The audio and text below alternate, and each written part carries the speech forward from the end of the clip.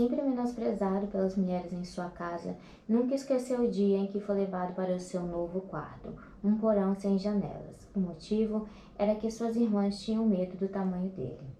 Olá, eu sou a Marciele, seja bem-vindo.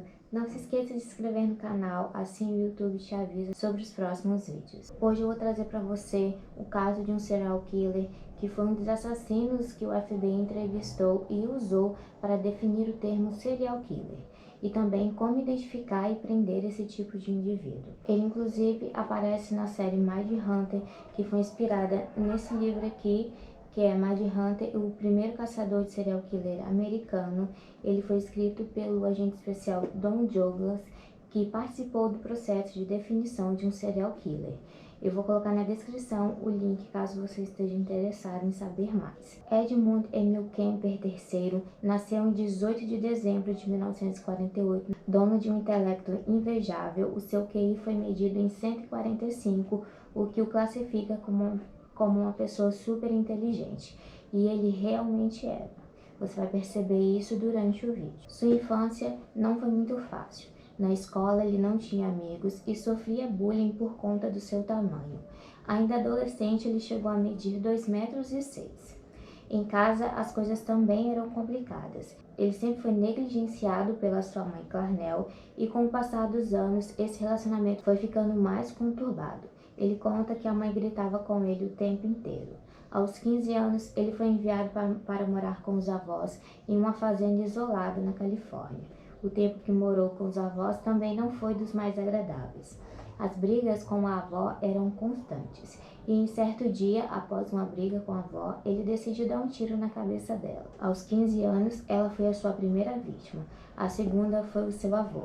O Ed disse que não sabia como contar para o avô o que havia acontecido e achava que ele ia sofrer um infarto quando ouvisse a notícia. Então, para poupá-lo do sofrimento, assim que o avô chegou, ele matou com um tiro. O Ed então ligou para sua mãe, que mandou que ele ligasse para a polícia.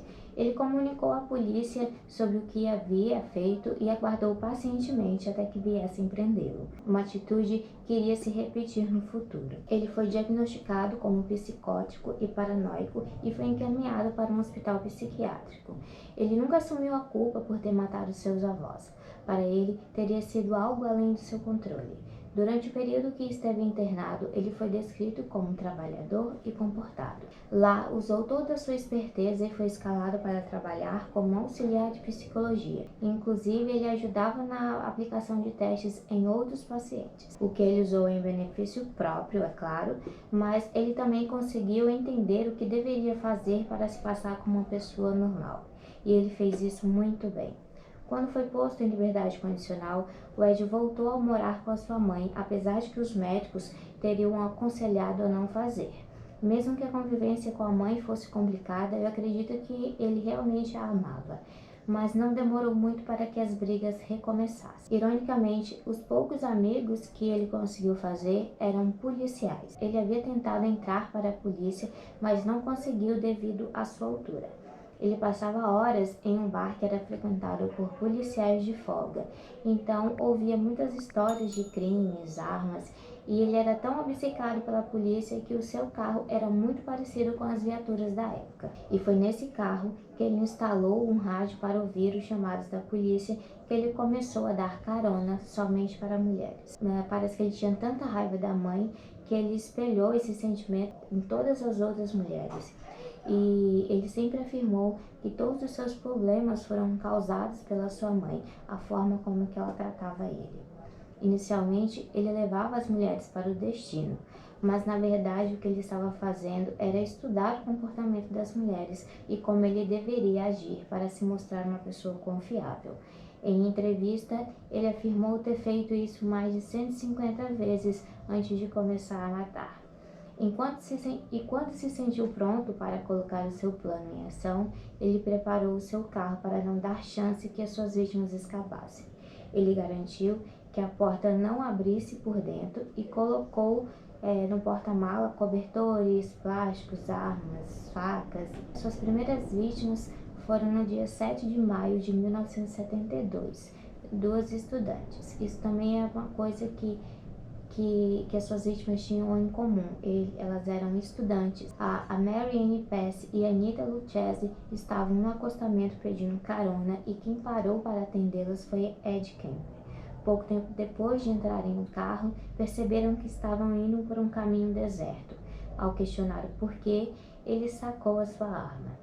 Ele prendeu Anita no porta-mala e mandou que a Mary Ann fosse para o banco de trás e colocou um saco plástico em sua cabeça.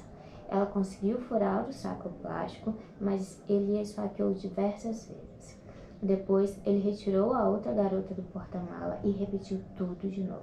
Ele levou os 2 corpos para casa. Nesse período, ele morava sozinho. Então, ele dissecou e tirou fotos de todo o processo. Depois, ele enterrou os corpos. Somente em agosto daquele ano, o corpo sem cabeça da Mary Ann foi encontrado. Já o corpo de Anita nunca foi encontrado. Em 14 de setembro, o Ed viu uma menina chamada Aiko em um ponto de ônibus e ofereceu carona. Quando ela viu a arma no carro, tentou abrir a porta, mas não conseguiu. Ele dirigiu até uma estrada deserta e atacou a garota. Ele levou o seu corpo para casa e, assim como fez antes, dissecou e espalhou os restos mortais em lugares diferentes. Na época dos crimes, o Ed continuou frequentando o bar dos policiais. Então, ele acabava sabendo dos detalhes da investigação de seus próprios crimes, que até esse momento não tinham sido relacionados uns aos outros. O Ed Kemper foi muito cuidadoso em não deixar provas nos corpos. Quando passou a usar a arma, ele retirava a bala dos corpos. Em 1973, ele passou a morar com a mãe novamente e, mesmo assim, ele não deixou de levar as suas vítimas para casa. O seu último crime foi em 20 de abril de 1973. Ele esperou que a sua mãe Clarnell adormecesse, pegou um martelo e foi até o quarto e tirou a vida dela com um só golpe. Ele precisava fazer algo para que a polícia não suspeitasse dele, então ele convidou a melhor amiga da sua mãe, a Sarah, para fazer um jantar surpresa para ela. Assim que a Sarah chegou, ele a atacou. A intenção dele era simular algum tipo de arrombamento, algum tipo de assalto. Então, com as 2 mortas, ele pensou que ali ele conseguiria escapar da polícia. O Ed ficou com os 2 corpos em casa e somente na manhã seguinte resolveu sair dirigindo sem destino. Sem ver nenhuma notícia de que estava sendo procurado pelo crime em sua casa, ele resolveu se entregar. Geralmente a gente costuma ver esses serial killers sendo presos por erros deles ou por algum acaso, como Ted Bundy, que foi preso em 1974 por um oficial de trânsito, mas neste caso foi diferente. O Ed Kemper nunca foi suspeito dos seus crimes e até mesmo quando ligou para a polícia e confessou ter cometido 8 assassinatos, os policiais não acreditaram. Somente quando ligou pela uma segunda vez e falou com um de seus amigos policiais que deu detalhes que não haviam sido divulgados, é que foram prender ele. A essa altura, o Ed já havia dirigido 3 estados, então se ele quisesse fugir, ele teria fugido. E ele esperou pacientemente a polícia ir buscá-lo, como ele fez no passado. Durante o seu depoimento, ele admitiu guardar cabelos, dentes e peles de suas vítimas, além de admitir também ter cometido canibalismo. Ele levou os policiais a todos os lugares que usou para se livrar dos corpos. Ele foi condenado a 8 penas de prisão perpétua. Quando perguntado sobre o motivo de ter se entregado, ele disse que o propósito original se foi. Não estava servindo a nenhum propósito físico, real ou emocional. Foi apenas pura perda de tempo. Emocionalmente, eu não conseguiria lidar com isso por muito tempo. Ele culpa a mãe pelos 10 assassinatos que cometeu. Em depoimento, ele disse que sempre saía para caçar após as brigas com a mãe. O Ed Kemper ainda está vivo e cumpre sentença no estado da Califórnia. A sua próxima oportunidade de tentar cumprir a pena em regime semiaberto está prevista para 2024. Este foi o vídeo de hoje. Não se esquece de deixar o seu like e a gente se vê na próxima semana.